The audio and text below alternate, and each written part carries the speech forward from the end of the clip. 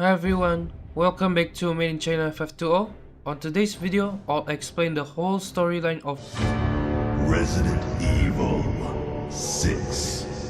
where it has 4 different campaigns for each playable characters, including Chris, Leon, Ada, and Jake Mueller. The game is set in a zombie apocalypse, which is set in different locations between December 2012 to July 2013. Throughout the game, they'll meet each other, where the zombie apocalypse is caused by a single person named Derek C. Simmons, the national security of the US president. Without further ado, let's go to the story. December 2012 in Edonia. A mercenary named Jake Mueller gets a chill time and injects himself with a serum. Then, a woman saw other people did the same thing like Jake did, but they become zombies. While Jake, he's immune to the effect. Instead, the serum buffs him and he's able to kill zombies with his bare hands. Well, that's kinda interesting. The woman meets Jake and tells him that his blood can be antibodies to save people. But there's another person spying on them. The zombie shortly comes after them. The woman calls herself Sherry Beckett. Yup, the same girl in Resident Evil 2. Then, both of them are getting out of the war zone. Sherry then tells her purpose to follow Jake and explain the serum that they injected is C-virus, which Jake immunes because he has the antibodies. There are a lot of bioterrorists attacking them, but there's also a monster who chases them. Jake kills it, but it survived without a scratch, so they have to hide from the monster. Sherry explained that monster is basically was looking for Jake, and the monster's name is Austenite. Both of them had no choice but to take down the Austenite where he is Juavo, a bioorganic weapon created with the C-virus. Then, they managed to get out of the war zone and meet Chris along with second in command, Pierce Nivans. Pierce thinks Jake is an enemy mercenary, but Sherry declares Jake is under protection of the US government, and Chris helps them to escape from the war zone. However, Chris seems to know him but not sure about it. Chris and his team went to the city hall and found one of the xenomorph egg hatches until they meet Ada, where she tells them that she's a hostage and the guerrillas and the C-virus are funded by an organization called Neon Umbrella. One of the team, Finn, is charged to keep Ada safe. I guess you already know what happens next. While Pierce, he keeps an eye on her. While escaping from the city hall, Ada suddenly went missing. Chris and Pierce avoid the trap. Finn and the others did not make it alive, and Chris is so devastated by the loss of his team. Moving on to Jake. They are right now in the plane, but they get attacked where it turns out Mustang is still searching for him. They are hanging from a chopper to another chopper and having a gunfight. Then they fell down. Jake wakes up and finds Sherry being impaled by a large piece of metal. She asks Jake to pull it out, and turns out Sherry can regenerate herself. Well, because she had the G-virus before. However, Sherry lost Jake's data, where it is important to make the vaccine. Both of them had moved to a cabin to avoid a blizzard. Then, she reminisced about her past, but they got attacked and managed to escape. Even though they are safe right now, Ostanak is still there, and they got spotted by him. Yet, they take him down with a drill car, I guess? Don't know what it's called. Jake and Sherry come out from the underground, and they get attacked by the bioterrorists, and somehow, Ostanak knocks them down. Then, Ada tells Jake that his Albert Were's got legitimate sons, which explains why Jake has the antibody and immune to the C-virus. 6 months later, on June 27, 2013, Ada sneaks into a submarine and Simmons calls her. Simmons tells Ada that he has her DNA. Ada then escapes from the submarine. During her escape, Simmons plans to spread the bioterrorist attack in the US and China, then all parts of the world, at the hand of Neo Umbrella in the name of Ada Wong. Well, actually, Simmons had a love interest with Ada, but she rejected it. So, he got her DNA to make her clones to replace the real Ada. I mean, it's kinda a weird obsession though. June 29, 2013. Leon with a woman finds Adam Benford, the US president who has already become a zombie. I mean, it's Resident Evil time! Leon had no choice but to kill Mr. President. The woman calls herself Helena Harper. She tells Leon that it was her doing the attack, but she refused to give more information to him until they go to the Tall Oaks Cathedral. Fun fact, Leon right now is a top federal agent for the US government since Resident Evil 4, while Helena is a US Secret Service agent. and she knows Hannigan for a while. Leon and Helena get out from the campus and finds out that the outbreak is out of control, where the whole city is infected with seafarers. So this is basically like Raccoon City, but part 2. Both of them are going to the cathedral to the underground, and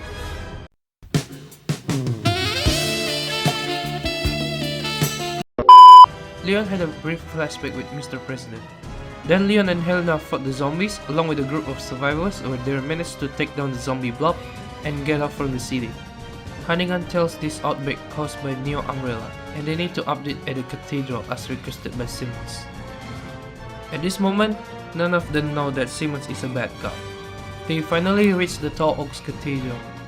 During the exploration, Helena keeps searching for Deborah, who is Helena's sister, and they enter a mysterious lab. Leon finds a tape about Ada, and the tape shows the Seafarers Experiment Ada project, where it was a xenomorph egg that hatched into Ada. Both of them find Deborah and take her to safety, but Deborah turns into another xenomorph egg that hatched into a zombie, where she also being injected with the Seafarers. Then Ada headshot her, but the zombified Deborah is still alive and turns into Dr. Octopus. Helena saves Deborah, but Helena has to let go of her and avenge her death, where Deborah dies for good.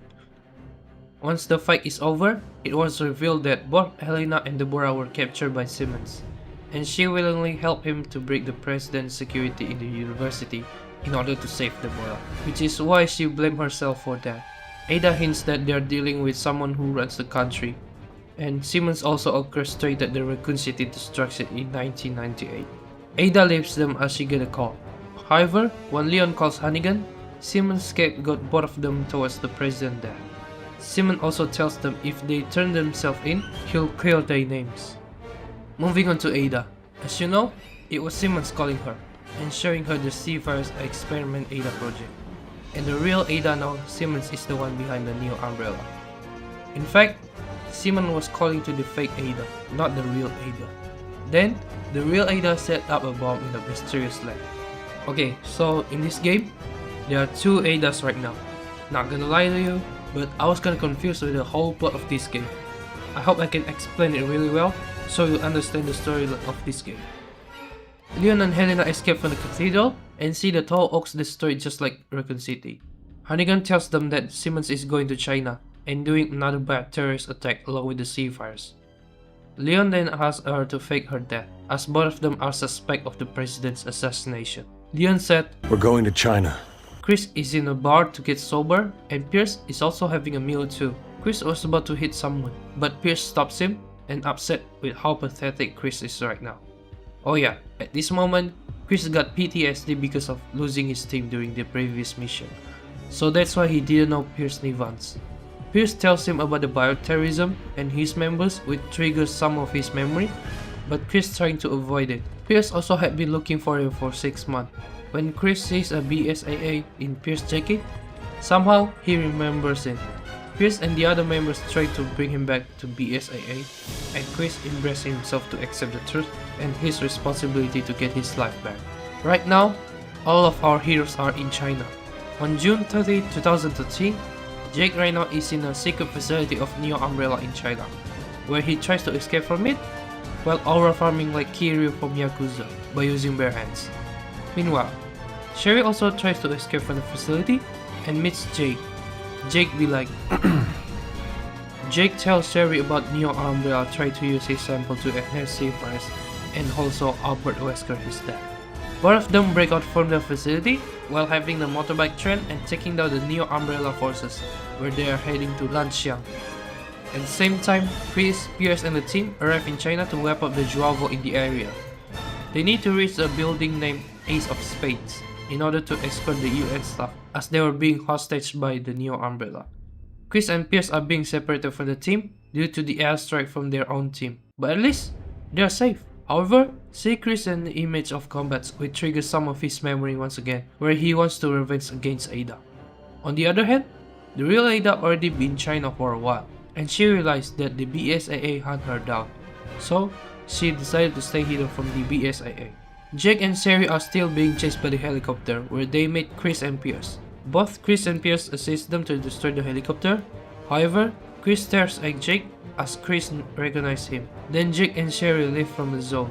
Pierce wants to follow them because they must be important if Neo Umbrella is after them. But Chris only cares about tracking down Ada. At the same time, Leon and Helena are the place, but there's a zombie party. Then, Leon takes control of the plane and crashes the lab. Leon and Helena meet Sherry and Jake. Both Sherry and Jake were about to look Simon as well. However, their reunion is interrupted when a big bomb lands on them, and all of them survive, where it was Ustanak's doing. Leon be like, "Welcome to the club."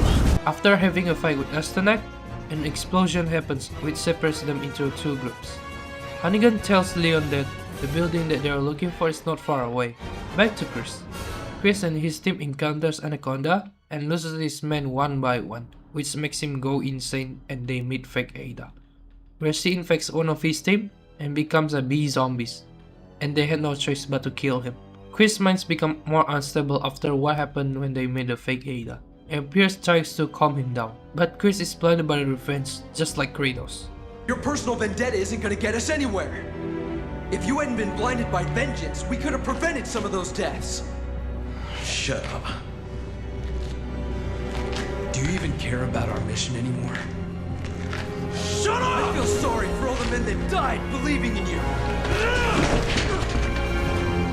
What happened to the legendary Chris Redfield, huh? What happened to you? It's a good thing Finn's not around to see you this way.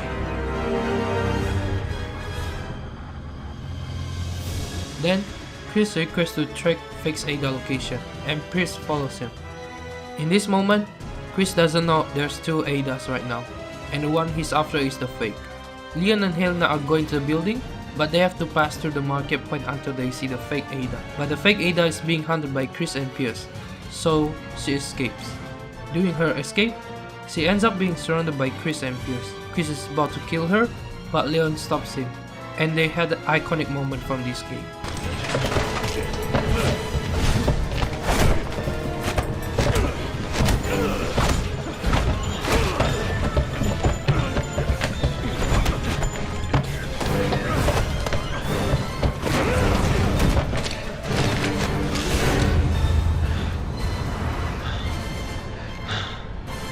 Chris? Leon. Leon tells Chris that the whole thing is caused by Simmons, where he plans this zombie apocalypse. Actually, Leon didn't know that the fake Ada is also responsible for this mess, and didn't know that fake Ada was killing Chris' squad member. Fake Ada throws a flashback and escapes like Batman. Chris and Pierce are looking for the fake Ada, while Leon and Selena are looking for Simmons. Meanwhile, Sherry and Jake are going their way, but they get attacked by the Juavo. Gladly, they're saved by the real Ada. Moving on to Chris and Pierce. Pierce suddenly becomes more himself during chasing the fake Ada. The real Ada saw what happened to the fake Ada at the BSAA, which makes her feel nostalgic with Raccoon City. Leon, Helena, Sherry, and Jake meet Simmons. Sherry asks Simmons if he did all of this zombie apocalypse, which he doesn't deny what he did at all. Simmons say he did all of this for the country and global stability. Then Simmons tells his men to kill them, but somehow he's being injected with the C virus.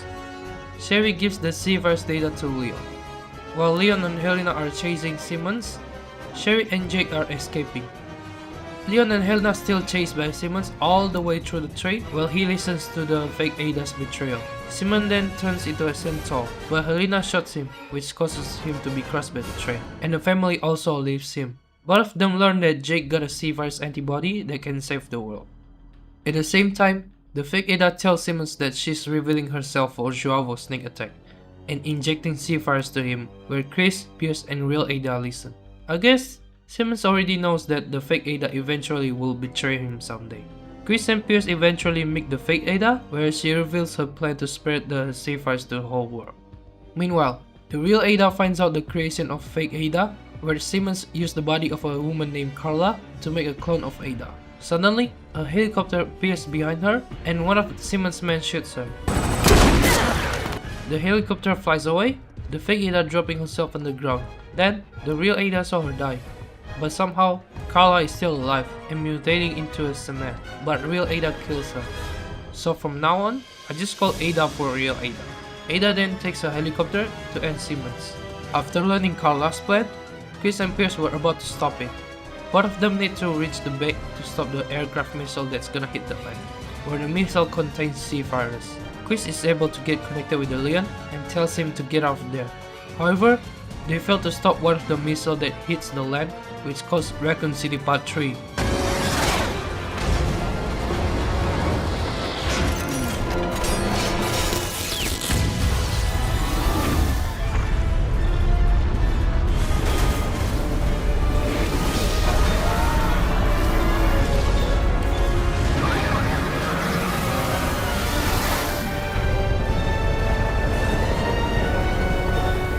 Leon survived and tells Chris to rescue Jake and Sherry. Leon also added Jake is Wesker's son and got the antibody. Chris also tells Leon that Ada, or Carla in this case, is dead. July 1st, 2013. Chris and Pierce are going to underwater facility to save Jake and Sherry. At the time Jake and Sherry escape, they are captured by some Juavos, but somehow they are free. They need to escape from the underwater facility. I mean, basically they can escape because of Chris. Moving on. Chris and Pierce meet Sherry and Jake. Chris recognizes that Jake is Wesker's son, which makes Jake kind of shocked. And Chris also tells Jake that he's the one who killed Wesker. Jake was about to end Chris' life, but couldn't. All of them need to get out of there and get separated as the giant cocoon hatches. Chris and Pierce need to defeat it, where it turns into a giant thing called Chaos. Meanwhile, Leon and Helena survive and see Ada for a moment, but somehow the city is getting worse. They need to reach the tower and meet Simmons, where he turns into a T-Rex. Luckily, Ada is going to help to finish them. Leon and Helena need to reach the tower with the elevator, but Simmons destroyed it, which forced them to climb up with elevator's cable. Ada fights with Simmons, but Leon helps her. Leon and Ada then had a short moment with each other, where in this case, I think Leon is a better guy than Simmons in order to be a love partner. At the moment Leon almost dies, Ada stabs Simmons from behind and let him burn alive, which she saved Leon's life. Ada then parts away and has a Resident Evil for reference. So cute. Leon and Helena reach the rooftop, but surprise surprise, Simmons become a giant fly. They finally end Simmons' life. Ada vanished from the scene just like a ghost, and Leon and Helena takes the chopper, will also find a drive that shows the evidence of their innocence and Simmons' guilt, and they flee away from the city. Whereas Ada, she went to all of Carla research and destroyed it completely before leaving the city, and having another job. While escaping from the underwater facility, Jake and Sherry found a room that was filled with lava. To make it worse, Ustanak is still there too. Jake then ends Ustanak with bare hands, where Ustanak falls into the lava. However, Ustanak is still alive while covered with fire, and both of them ends Ustanak's life by shooting Ustanak's exposed heart. Jake and Sherry manage to escape from the underwater facility, and they finally free from Ustanak's madness, which ends their story. Moving back to Chris and Pierce, they fight with the Chaos, where it turns out it was Carla's ultimate weapon, which can spread the seafarers by itself. Chaos can be led at the surface, otherwise it will get worse. The underwater facility is about to get flooded, but Chris is being caught by Chaos, while Pierce loses one of his arms and he decides to inject himself with the seafarers to save Chris, which turns him into deadly transformation. With this, Pierce managed to save Chris and help him to finish Chaos. Even though it's too much for them to handle this monster, knowing that he can't stick around for much longer, Pierce forced Chris to an escape pod. Chris helplessly watched Pierce sacrifice himself along with the destruction of the facility, which ends Chris' journey in Resident Evil 6. At the end of the story, Helena visits the Bora grave and gives her some flower before visiting herself to be arrested, as she took part in the plot against the president. She thinks about being arrested, but Leon says that she has been deemed innocent because she was forced by Simmons. At the end, Leon also said, Women. Chris is seen eating the same meal at the same bar in Eastern Europe, and a colleague comes to him and tells him that they have a new mission. As for Sherry, she is seen in a plane without Jake, where his sample had been passed to the US researcher. Jake's relationship with Wesker is classified as top secret. He also asked from $50 million to mere $50 for his blood. Jake devoted his life to help other people, where he defends a child against Juavo for an apple. The end. Okay, that's all for the story of Resident Evil 6. I think it's kinda confusing, because the timeline is really a mixed plot where the plot time is not linear. And it also more like a general action game rather than horror game, which kinda less scary at all. It also makes me confused when they introduce two Adas. To be honest though, there are some details that remain mystery, like who is the family, what happened to the Neo Umbrella, and also what's Jake and Sherry's future. Let me know in the comment if you have some answers.